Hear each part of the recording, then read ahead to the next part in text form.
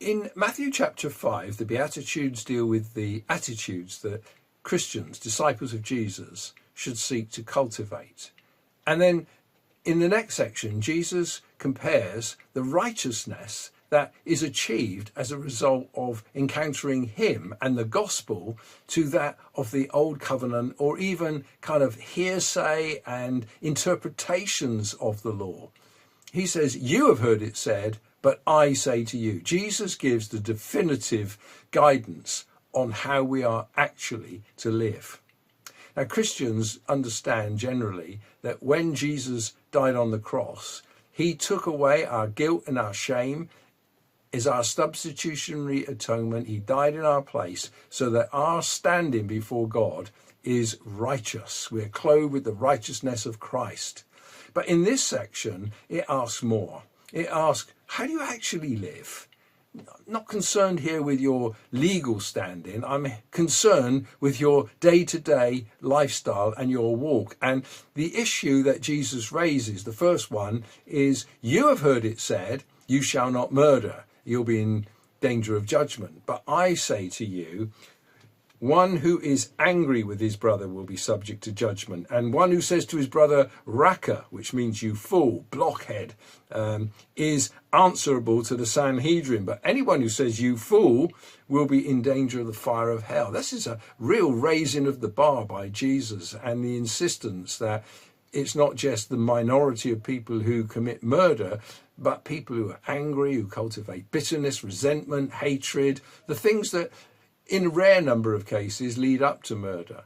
But actually those kind of heart attitudes are all too familiar and frequently found in the hearts and the lives of Jesus' followers. He says we have to be radical. We have to deal with that. How can we?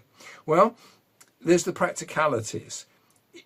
But let's just go back a bit, because Jesus empowers his disciples, not just with a legal standing, but with what's called imparted righteousness. The life of God is imparted to us. 2 Peter 1:4 says we become partakers of the divine nature. It's the working of God through the gospel. And what was promised in the new covenant, taking away the heart of stone and putting a heart of flesh, is fulfilled in us who walk not according to the law, but by the Spirit, who produces love, joy, peace, patience, goodness, kindness, gentleness, faithfulness, self-control. These things are the root that displace anger, bitterness, hostility, hatred, plotting, murmuring, and lead to murder. And Jesus says, look, if you remember you've got a brother who's got something against you, go and sort it out. Take the initiative. It's on all of us to be proactive in this department. As far as it depends upon you, live at peace with all men, Paul says in Romans chapter 12. And in verse 23, he says, verse 25, settle matters quickly with your adversary while you are on the way to court.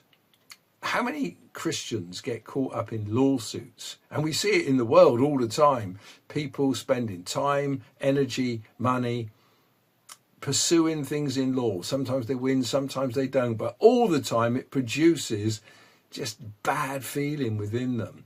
And Jesus says, try and sort it out on the way. Be quick about this. Settle things as quickly and as straightforwardly as you can. This is a mark of the working of God. This is the divine life being manifest. This is God who's slow to anger and abounding in steadfast love, reproducing his heart and his life within the lives of his disciples.